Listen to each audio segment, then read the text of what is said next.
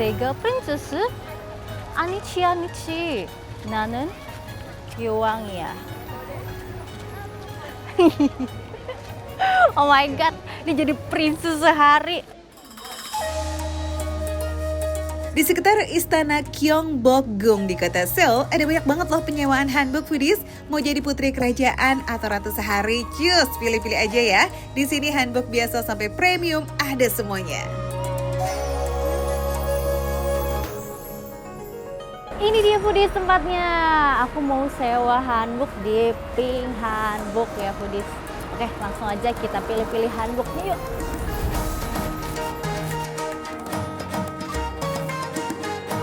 Oh, cute foodies, cute. It's a princess hanbok, right? Yeah, it is for princess. Yes. Kita bisa sewa hanbok mulai dari 18.000 won untuk 2 jam. Itu artinya sekitar 200 ribuan ya foodies. Of course, dapat satu set hanbok, tas, hairdo, dan juga aksesoris. Beuh, nggak bakal nyesel itu foodies. Yap for you.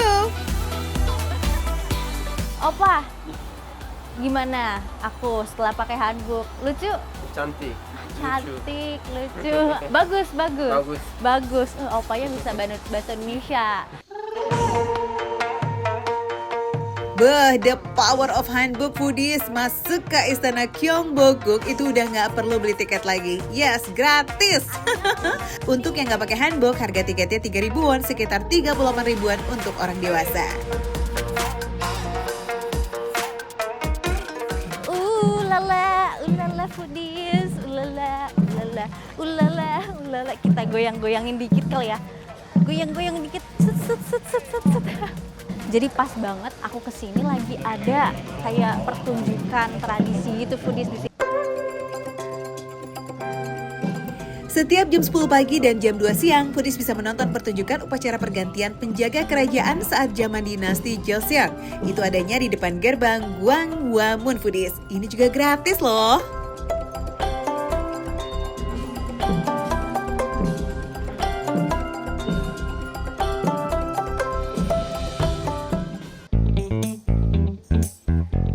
Istana Gyeongbokgung itu ramenya tuh kayak rame pakai banget foodies. Rombongan yang datang dari berbagai belahan dunia, termasuk Indonesia pastinya kumpul semua.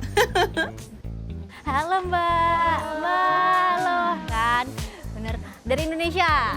Oh, kira-kira mau nyobain kuliner apa di Korea? Aku sih tadi mau ke kimchi. Busan Jeep. Oh, kimchi. Ya, pasti kimchi ya. Terus chicken.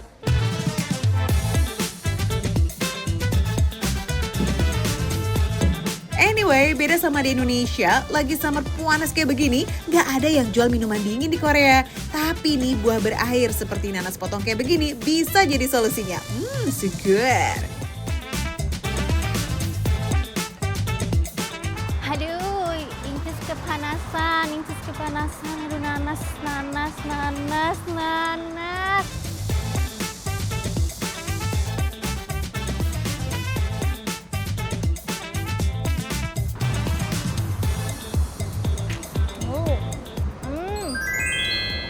Manis luar biasa foodies.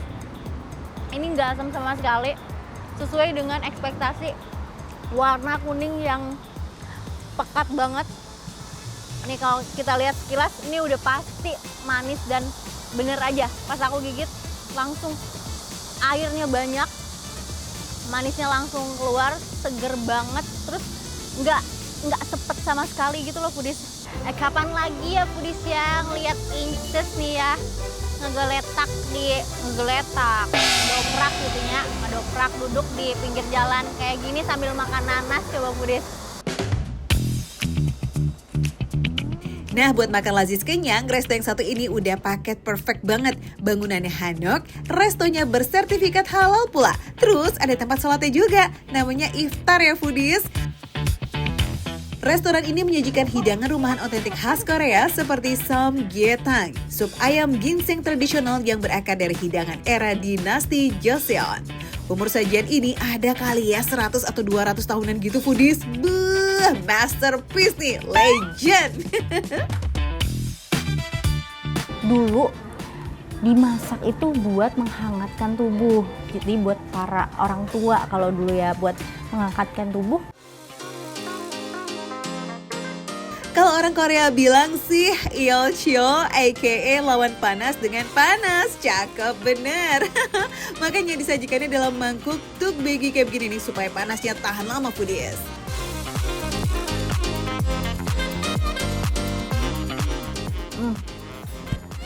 Langsung anget foodies di tenggorokan karena ini ada ginsengnya.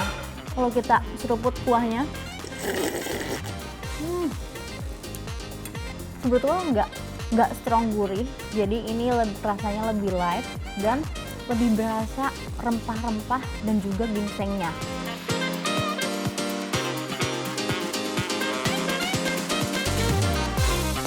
Ayamnya empuk banget ini.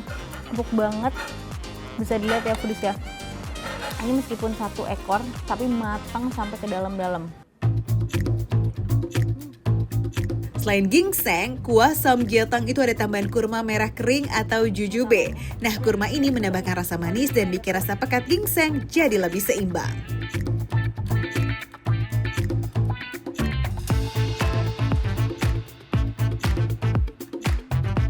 Kita move on sedikit, geser sedikit sama yang masih hangat sebelum hangatnya kelewatan ya.